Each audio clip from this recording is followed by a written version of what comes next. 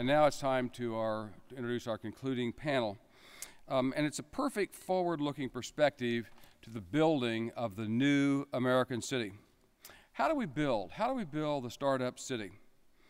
Entrepreneurship, obviously, is vital to the economic future of urban America. Great companies can be built anywhere, but they disproportionately emerge from certain cities and certain regions. What are the factors that promote an active startup community in a given city? Why are some cities so much better at fostering a great network of startup companies? What can city government do to help? What are the models of entrepreneurship that leverage the assets of universities, foundations, and the private sector to build prosperous cities and a resilient national economy? This panel will help us answer all those important questions. From Chicago, please welcome Mark Katras, the CEO of Built-In. Mark? And from Boulder, Colorado, I'm sorry, I said Mark. Maria, I'm so sorry. Maria Katras. We spoke briefly backstage. It's so nice to see you again. And from Boulder, Colorado, please re-welcome Brad Felder, the Managing Director of the Foundry Group. Brad? And please welcome my close friend, Leo Morton. Chancellor Morton is the Chancellor of the University of Missouri, Kansas City. In a prior life, he was an esteemed corporate executive in a number of major Kansas City companies. And not only is he a great Chancellor for the University of Missouri, Kansas City, but he is a great civic and business leader for the city of Kansas City, Missouri, and the Kansas City region. And finally, Matt Angel. Matt is the co-founder of RaceWire. Matt? And finally, our panel chair, a person who is a major force on innovation and network building, Lisa Mitchell. Many of you know Lisa. She is the Vice President of Innovation and Networks at the Ewing Marion Kauffman Foundation. Lisa, thank you so much for chairing our panel.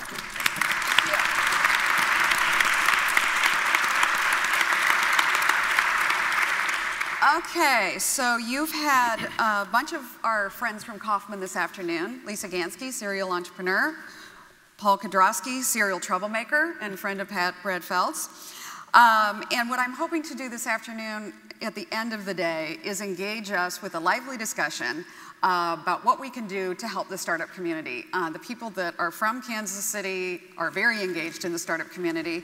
The people around the country that are visiting here obviously have the same level of interest at their local community. And you just heard from Brad, his 4 elements of the successful community. So I'd like to start with you, Leo. I mean, one of the things that he just said in introduction is the role of the university. Right. And that's you, the right. role of the university. So what is UMKC doing? Are you taking lessons from other universities relative to kind of the startup community? And where do you see the university going down this road? Well, we're not afraid to steal shamelessly when we find good ideas. But I think universities have to be somewhat comprehensive in their support for entrepreneurism. For example, in the Block School of Management, we have some of the top researchers in the world. So we have to advance the state of knowledge as in collaboration with organizations like Kauffman. But in addition to that, we have to support entrepreneurs when they have started a business. And we do that through KC SourceLink that we also got support from Kauffman to get started. But one of the things that I would point to that's probably at the forefront of this discussion is our Whiteboard to Boardroom project, where it may come as a surprise to people in this room, but academics who do great research are really not particularly good business folks. And so they're not necessarily good at starting and running businesses. So this notion here is that as you find those great technologies, find a serial entrepreneur out there who can take that technology and really make it a business. And we were fortunate to do that. We have a researcher in our School of Computing and Engineering who's developed some technology that allows you to, and the technology says this, that the vascular structure in the whites of your eye are as unique to you as your fingerprint. So he has the patent on this, and it turns out that you can actually verify that through your cell phone. So we found this serial entrepreneur, Toby Rush, who had just sold his business. He came in And he's taken that business to another level. He has established a business called iVerify, a great business. And so now your cell phone and your eye can be your password, and your cell phone can verify that. So that's just one example. So do you mean through that program, you're looking to kind of reduce the boundaries between the scientists doing work at UMKC and the entrepreneurs that are sitting out there? Absolutely. This is one great example of how that can be done. It tears down the barriers. It helps researchers to understand this can be more than just great research. Mm-hmm. It can actually be a business that can be profitable to all of us and help society.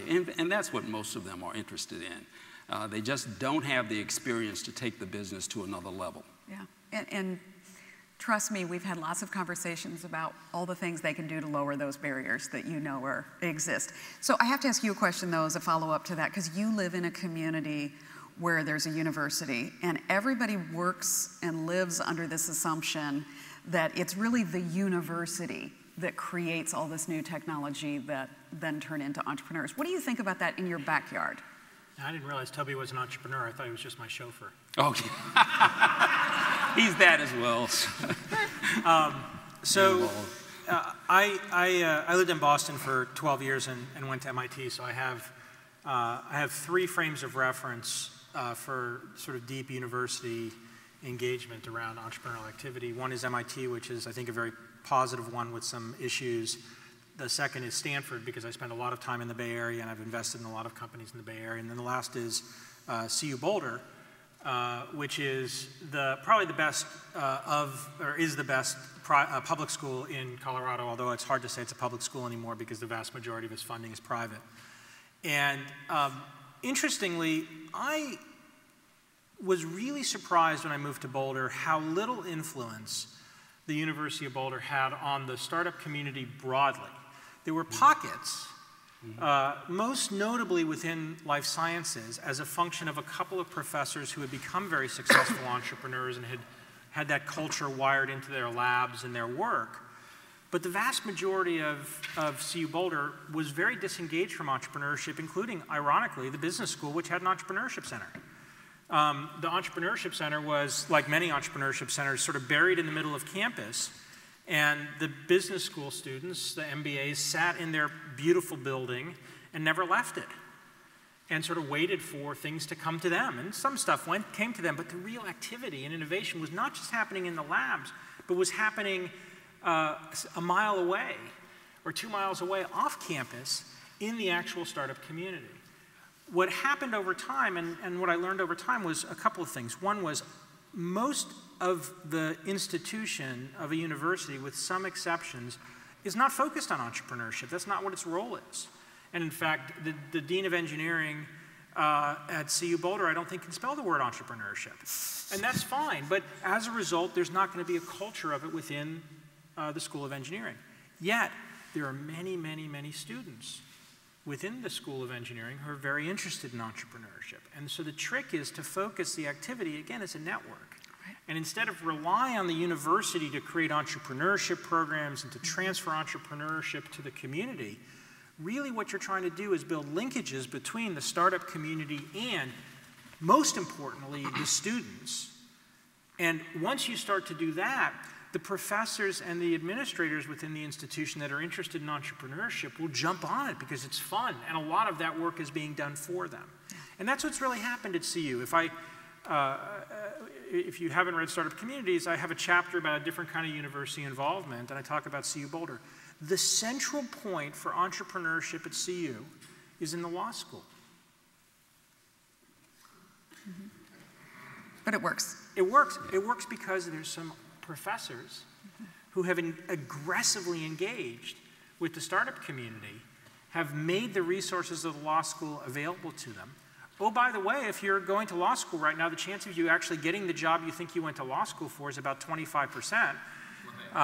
And so if you actually want to get a job coming out of law school, one of the things you could do is actually engage in the startup community because there's an awful lot of jobs there. So it's a very interesting phenomenon that, again, over a long period of time has now spread to other parts of campus. Yeah. And so the business school is now connected into this in a more substantive way and connected back to the startup community. And all of a sudden, a bunch of students in engineering said, we're tired of waiting for this. So they've created several student-driven organizations around entrepreneurship that are, again, connected in. So it's the same kind of thing that's bottom-up versus top-down is where the power comes. Yeah, and that was the point that I wanted to get at is you guys have figured out kind of workarounds, and I think similar to your example with Toby, take different opportunities to pull entrepreneurs in. I mean, right, but I couldn't agree with you more. We have this Institute for Entrepreneurship and Innovation. We have students from every discipline on the campus taking courses in entrepreneurism, including the Conservatory of Music and Dance. Okay. We have medicine, dentistry, pharmacy, awesome. and law school. They're all taking courses. When you think about it, every dentist and doctor and law, they will all have offices, right? Yeah. And you know, we'd like to make sure that our performing artists are also profitable as well. So that is prevalent. We also have this program we call the Venture Challenge. If you want to have some fun, Google Shoot a Brew, B-R-E-W, and check out the video with Jay Leno. All right, that product came out of a Venture Challenge competition where a student working with the law students and engineering and the like came up with this product that actually shoots a brew to you. I think that's a great example as well. You know, the business plan notion of a business plan competition has been something that's been around. When I was at MIT in the late 80s is when sort of business plan competitions started. And what you're really interested in today is not a business plan competition anymore. I wrote an article that was in the Wall Street Journal the other day about the fact that business plans are a historical artifact and essentially that's an approach that's just not useful anymore. And in the context of a new venture challenge or venture challenge, focusing on creating a startup, the same way Startup Weekend is focused on creating a startup, is so much more powerful. Right. And so the idea that the winner or the one you're excited about is a product rather than they wrote the best plan. Right. Yeah. Awesome. Yeah. The other question, I had a question for you. Where is the institute located on campus? It is located inside of the School of Management. In management. The Block School of Management. But it's sitting right next door to the law school. Yep.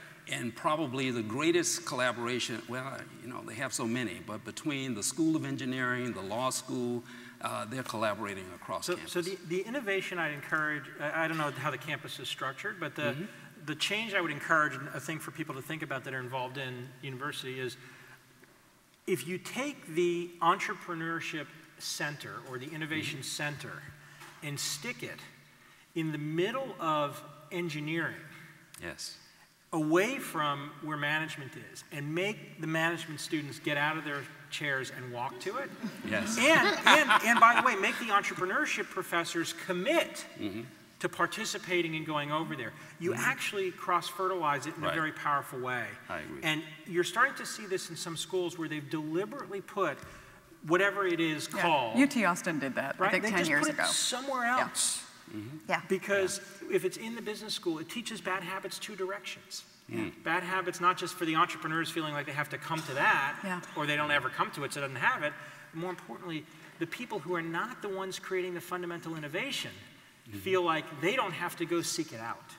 And that's very powerful, again, in that concept. Yeah, so for those of you that haven't read the book, Brad talks about leaders and feeders in the book. And these two on both sides of me are feeders, but the other two are leaders because they're entrepreneurs.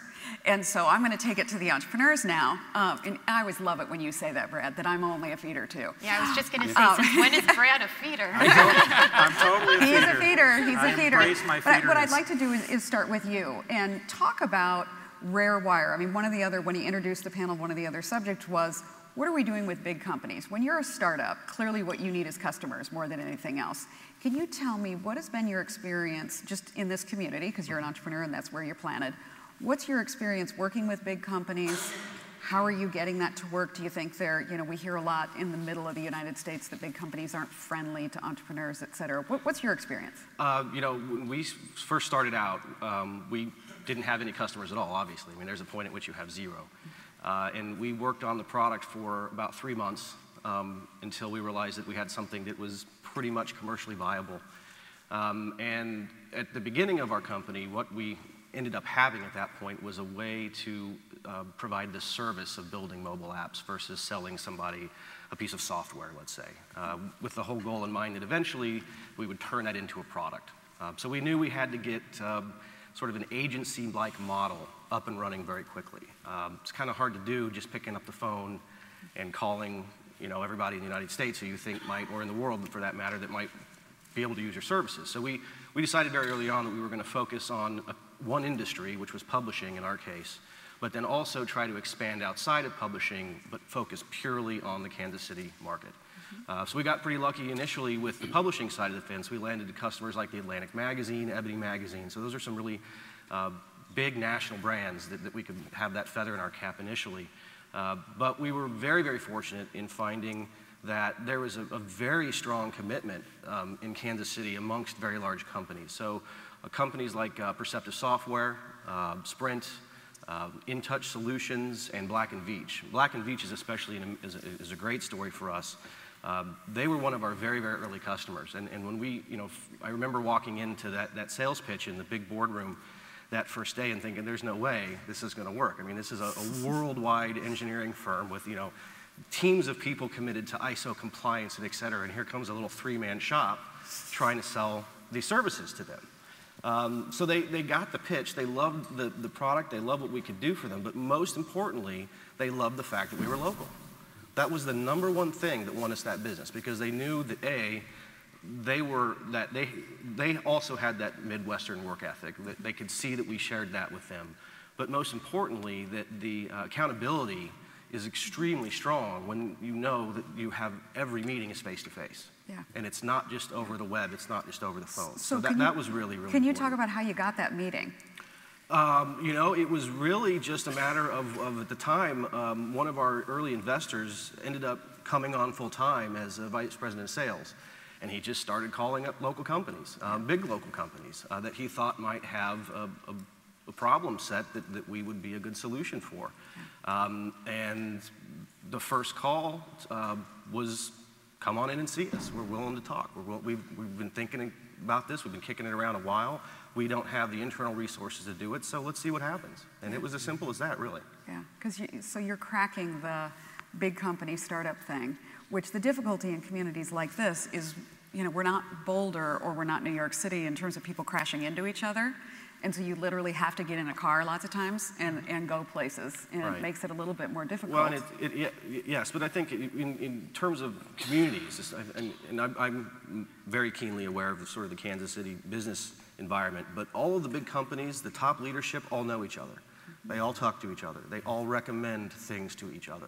So once we landed one or two, everybody now knows about us, and we've made inroads to practically every Fortune 500 company in the Midwestern area, which is great for us. That's fantastic. That's called the power of networks. Right. So Maria, woman entrepreneur, CEO of Build. So can you talk about what this is? I mean, I know you're in Chicago, but you guys are growing. Tell us what it is, how you're celebrating the entrepreneurs in Chicago, how you're collecting your data. Yeah, absolutely. Built-in is a platform that connects, educates, and promotes digital entrepreneurs and innovators. It was founded by a serial entrepreneur by the name of Matt Moog in Chicago in late 2010. We've since grown it in Chicago to over 11,000 members. We do everything from offer a blogging platform, a job board, offline events, mentor office hours, and most importantly, and what's caught a lot of people's attention outside of Chicago, is the data that we aggregate and publish. We track startup launches, startup fundings, and startup acquisitions by month, quarter, and year, and we publish these reports quarterly and annually. And in 2011, we did a 10-year look back for Chicago that showed the change over the course of 10 years and how far we've come. And so really what this has done for Chicago has been transformative in a sense that we've changed the narrative. So I know Brad talks about this a lot. Cities always saying they're not like Silicon Valley, or they want to be, and they don't have funding, and they don't have capital, and they don't have talent. And this was happening in Chicago 2-3 years ago, prior to Built in Chicago. And what we've been able to do by aggregating this data and publishing it is actually show that we have an extremely vibrant digital technology community, fundamentally started by serial entrepreneurs, and that's what began all of this. We have a number of serial entrepreneurs who had exits, who have the time, the money, and are willing to invest it back in the community. And that really drove everything that you see in Chicago, from the incubators to the accelerators to a lot of the seed stage funds that we have today have come from these serial entrepreneurs. So Built in Chicago is simply a platform that brings it all together and has enabled connectivity and access between the startups, the entrepreneurs, to the corporates, to the universities, to the government, to the civic nonprofits. And then it's also offered this cohesive narrative across the city so that for everyone from the mayor's office to the entrepreneurs, is everyone's saying the same story and everyone's using the same data and pointing to the same data. And we've created a story around what companies were really good at building in Chicago instead of talking about what other cities are good at building. And so it's really shown a light on the city.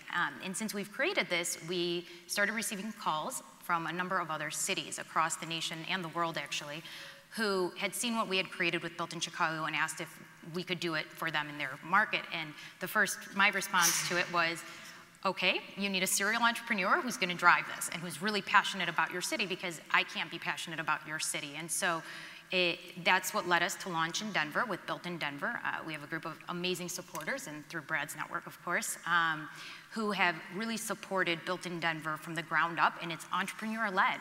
They wanted it, they're supporting it, they're leading the effort there. We're pretty much helping them by showing them the model that we had created. And we're gonna be doing the same this month in Los Angeles with Built in LA. Again, it came out of a conversation with a number of the digital technology CEOs in town, and they're gonna be launching it, and we're helping them to do so. So we're really excited that, you know, it's gotten the attention that it's gotten, and we feel like by enabling entrepreneurs to actually connect with one another and providing the access, they're doing it themselves. We're just kind of giving them the tools to do it. So that's Built in. That's great. And I think you're myth busting here. Then I'm going to ask you about myth busting, because you're myth busting, you can only do the Silicon Valley. And obviously we're all tired of that story. And you're highlighting, you know, one of the things that we're not good at in the middle of the United States, and I would say that's like Philadelphia to Utah, Texas to Minnesota, is we're not good at talking about ourselves, we're not good at talking about successes, et cetera. And so you guys are providing a platform to allow that to be done. And the other myth, Brad, and I face this in my own community, even when I can show the data to show that it's not true, the big myth is the only way you can have a startup city is if you have a lot of venture capital. I mean, I have all the data to show that that's not true, but why don't you talk about it? Yeah, so a couple things happen. One is you have to start with the understanding that there's never enough venture capital. On purpose. And you know, you have this imbalance between supply and demand of capital that never gets solved, and frankly shouldn't get solved. And you also have this phenomenon where venture capital actually only funds a very small percentage of the actual startups. And many successful companies don't raise venture capital. So the first is to sort of dump the mythology that venture capital is the driver of this. Venture capital is just another input into the system. It turns out that if you look at places, and Boulder is a good place to study, again, small enough to get your mind around. When I moved there in the mid-90s, there was almost no venture capital. There was one firm. There was one sort of firm that didn't really have any money. And the entrepreneurs, it was very vibrant. There was a lot of entrepreneurial activity. Were kind of disdainful of venture capital because their experience with it had been kind of like the experience of the undergraduate, you know, computer science guy going to the business school MBA thing to try to find somebody to be his business. Like, it's weird and different, and I don't need that. I'm going to go work on my thing some more. The amount of venture capital in Boulder increased pre-internet bubble and then through the internet bubble. And actually, there was too much relative to the amount of startup activity for a period of time. And what ended up happening was that those funds had very poor returns and were not able to raise additional funds. And so you have this sort of weird cycle that's never really in balance. If you look at Boulder today, there's a relatively small amount of local venture capital. There's the firm that I'm part of, Foundry Group, although we only invest about a third of our investments in Colorado. The other 2/3 are around the country in California, Boston, New York, Chicago, Portland, Seattle, whatever. Then you have a couple of other smaller funds. You mostly have angel investing activity into the first startup layer, so you have a lot of that, much of it coming from successful entrepreneurs. That generates a lot of startups. but with a relatively small amount of capital. Many of those startups fail, but those entrepreneurs, I was talking with a group at lunch, those entrepreneurs learn a tremendous amount, and failure is totally fine, and they're going to get back up and try again. And because the amount of capital needed was relatively small, it's not a drain on the system, and many of the investors that invested in them will invest in their next thing because they've just learned with that first investment. Yeah. The ones that start to accelerate have a relatively easy time of attracting capital from anywhere because they're really interesting companies to invest in. So this notion that you have to have a whole bunch of local, early stage, formalized, structured venture capital just isn't true. And in fact, in most of the sort of vibrant startup communities, there's a very clear lack of venture capital locally relative to the amount of success that's happened. Yeah, and to use the data point, I mean, one of the reasons that we've been interested in Boulder is the data are very clear. Boulder has more startups per capita than any city in the United States. But if you look at the cities after that, Salt Lake City, Provo, Utah, Austin, and you then have your LA, San Francisco, et cetera. But we're spending a lot of time looking under the hood in Provo, Utah, and Salt Lake City because we're not necessarily looking at startups there. We're looking at as Paul described it, the $100 million companies. And you obviously have to have startups to finally get there to that $100 million, but we need to understand what's going on in those communities to get that. But it's not, there isn't a big mass of venture capital in Provo, Utah, or Salt Lake City. Just one footnote to what you just said. This comes back to the leader and feeder piece. Venture capitalists are feeders. Angel investors can play both a leader and feeder role because a lot of angel investors are also entrepreneurs who are reinvesting some of the money they made from previous successes back into the community as they're starting their own company. In our case, we had angel investors that actually came on full time after a period of success. Bingo, There you right? go. So you have this phenomena, and the interesting thing is you see communities get stifled when venture capital firms pretend like they're leaders and try to control the dynamics of what's going on, rather than as individuals participate in leadership roles, but as an organization, again, play that feeder role. Yeah, So no, just want to that's make sure I had exactly the right. clarity. So the other myth that we constantly hear, I know my former colleague, Bo Fishbeck, had to end up moving his company. I don't know if Bo's here. But the reality of the moving the company wasn't because I have to be next door to my VC. The reality was the VC not viewing that we had enough talent here in the community. And RareWire has done something really interesting in partnership with our colleagues at the Kauffman Foundation. Can you talk about that to try to address some of this talent issue? Absolutely. Kauffman is an outstanding organization. We just can't say enough about them and how much they've been able to help us, not only in helping us get educated and becoming more part of the network and the community, but they've also given us the opportunity to teach classes and to try to find people who are at really a wide variety of talents and skills, come in and learn about sort of our general ecosystem and our market that we play in, but also get a chance to kick the tires on our product. And so, our product as an example is not one that you just kind of pick up and learn like PowerPoint or something like that. There's a little bit more of skill involved, but nothing along the lines of, say, having to have a computer science degree. And that's the gap that we wanted to fill. And so we've been able to have a packed room of 40, 50 people over the course of 3 different training sessions, totaling now over 20 hours, I think. And the feedback has just been amazing. And in fact, out of that effort, we've now in touch with at least a dozen people that we would want to hire immediately had we had, we want to be careful about that, but I mean, we wouldn't have been able to have people ready to go day one to actually start contributing to the bottom line if it wouldn't have been for those classes. So it was a great opportunity. So getting skills built in all sorts of different places is obviously important. I mean, one of the other things that Brad talks about in his book is inclusiveness. And at the level of a university, we usually see lots of young people, lots of diversity, et cetera. And one of the things that we're seeing, as you just said, even within the kind of people that come to your class, we have a competition going on right now on iStart with fabrication design with Zach Kaplan. And it looks like potentially one of the winners of this competition is going to be someone that is significantly older than any entrepreneur that we've ever seen before, and is probably going to end up building a company around this. And so, Leo, I guess, you know, the population that you have at UMKC, which is really our city, Right. how does that look in terms of the community, age, et cetera? Well, the average age at UMKC is about 26, right, of our students. So we have a much more mature population.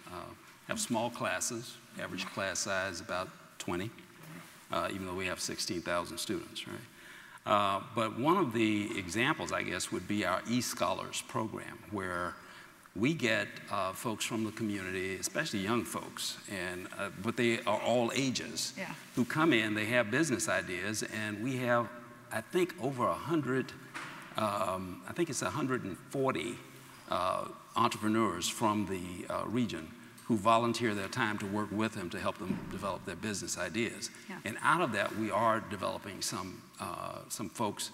I've spoken to a number of them who I know are in their 40s at least. Okay, all right. great. Have to be careful with all of that. Yeah. But they are just as excited about their business ideas. And in this area in particular, and at this time, I think you know this very well, but when large companies start downsizing, most of the time, a lot of the folks who leave those companies do so by starting a business. Yeah, no, average age of entrepreneurs, 39. And that's where we need to be there Yeah. to help them with that transition. No, that's exactly right. Is it 4 o'clock? Are you giving me that 4 o'clock signal over there? Okay, you have to leave. Bye. Bye. Thanks for We're having going to open this up for Q&A.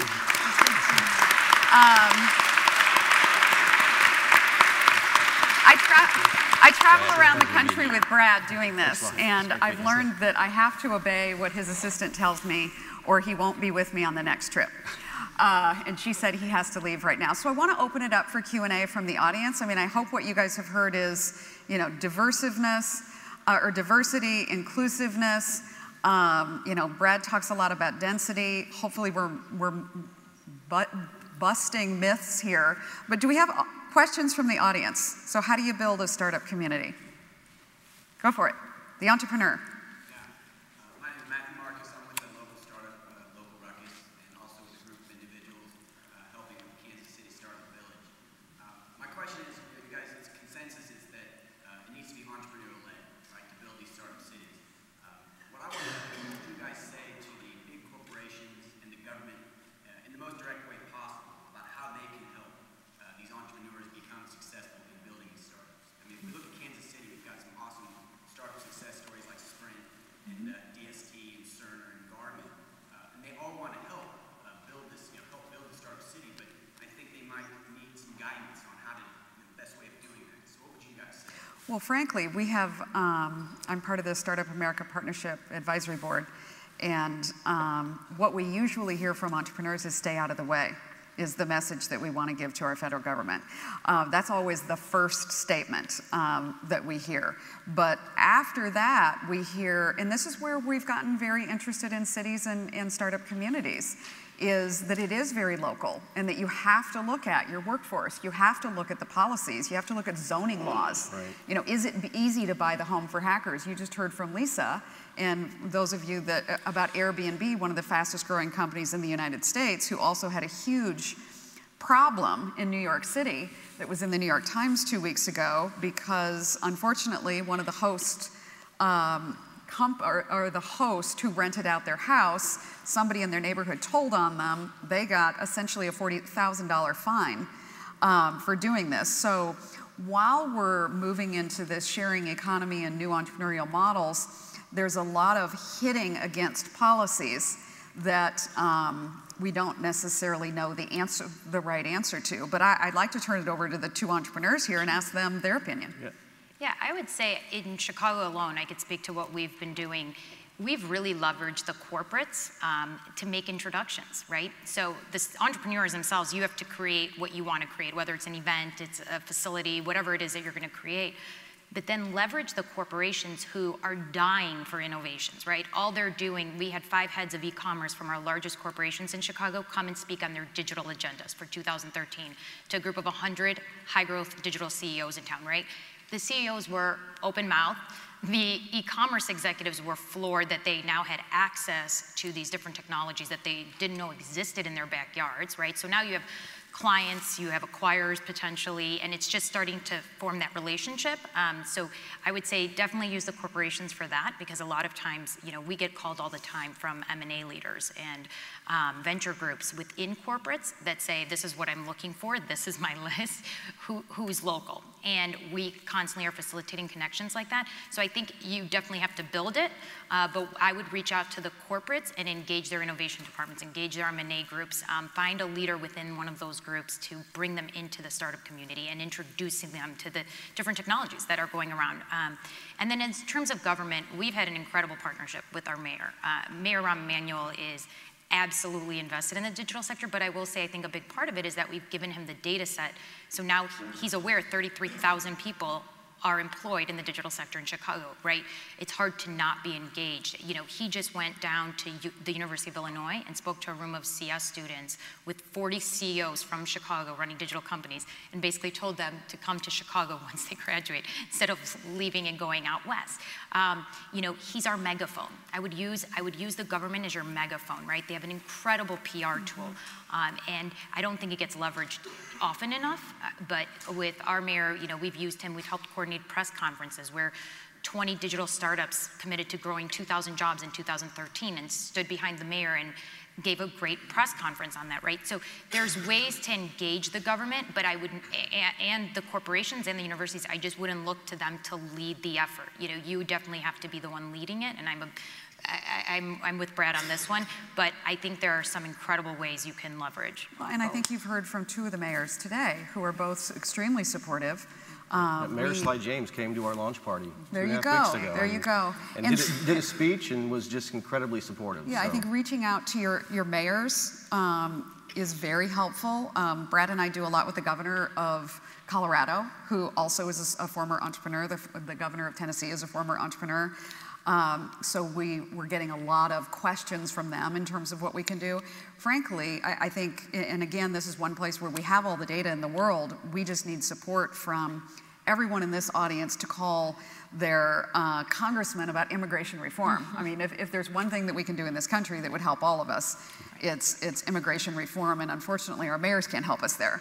But I think, you know, from a foundation, Kauffman Foundation perspective, I was the seed funder for Code for America through the Kauffman Foundation, and we introduced them to Mayor James and Mayor Reardon. They met Jen, who's the CEO, and voila, we have Code for America fellows here in Kansas City and are looking forward to that. Yeah. Other ideas? Well, you know, just maybe a small anecdote. We moved to the Kansas City, Missouri area from our Prairie Village offices last year, in large part because the state, Missouri, is offering a very healthy tax incentive on employment payroll taxes. So we looked at what the package they put together for us, and we head straight over to Missouri as fast as we can. Well, it turns out after about, you know, being into the new office about 2 months, we started to then navigate what the system actually is. You know, filling out forms in triplicate and duplicate and just back and forth and lost forms, and it was a nightmare. And so what we did is we engaged the Kansas City Economic Development Council, Drew Solomon, Gary Sage, those guys, and they said, oh, we'll help you. And so they almost took all of the pain away in terms of navigating the waters at the state level at a very, very local component. And that would have been very, very tough for us to do considering how busy we were at the time. So we were really, really appreciative of that. So again, I would say engage your local economic development councils. They are usually very, very willing to help in any way they can. That's fantastic. Yeah, I would also add that when you talk about engaging local corporations, I mentioned the whiteboard to boardroom, which is about, you know, taking the technology out of the university and marrying it with a serial entrepreneur. It turns out that some of our local corporations have technologies that are kind of stuck inside as well. But what I wanted to mention is that recently the Kansas City area was one of 7 regions in the country that won an I-6 challenge. And And the reason we won is because we proposed establishing a digital sandbox. And the support for the digital sandbox is this. It is multi-state, because we're right here. It involves corporations like Sprint and Cerner and Garmin and VML and many others. They will be lending their chief technology officers to this effort, and we will establish it at Union Station. Of course, there will be access to Google Fiber and the like, but this is about identifying folks who have ideas about digital startups and getting the corporations involved to help these folks to launch their businesses. And also, as some have indicated, they have technologies stuck inside of their corporations that they'd like to bring out, and that whiteboard to boardroom kind of methodology can help them with that as well. Yeah. So one final question. Any other questions? No? Then I'm going to, yes? Go ahead. I understand that UMKC, the Innovation Center, was funded in part by the National Science Foundation a few years ago. I'm wondering if National Science Foundation and UMKC are still working with building internet protocols. Wow, I really can't answer that. I know that when we started our innovation center does include some funding from the NSF, but initial funding came from the Kauffman Foundation. We do get a small amount of state funding, and of course the Innovation Center that includes Kansas City SourceLink gets support from the university as well. But I don't know that I can answer the question specifically about that particular initiative. But there's somebody from SourceLink over here in the front row. If you raise your hand, maybe you can help her find an answer. So I'd like to close. We're about ready to run over. I hope that if you haven't read Startup Community, Brad's book, we've got cards for it outside. When he talks about the entrepreneurial stack, which you heard him, I think, talk about when he went through the sketchbook, the entrepreneurial stack is what we think about in any community, and it's different in any community. It's, how do you build your base level? It's First Robotics, it's Maker Faire, it's Code for America to help with bureaucracy. And then how do you provide the educational systems in place? How do you provide the policies that are needed and others? So every entrepreneurial stack is different. I would encourage every community to think about it that way. Think about, how do I grow where I'm planted? Because it really is kind of that simple. And how do you engage the entrepreneurs, which need to be the leaders of these kinds of movements, to help you move forward. And I'm sure that they will be here with us after the session to answer questions that you have out here. But I see that our hook is here. So thank you for coming and joining us, Maria from out of town.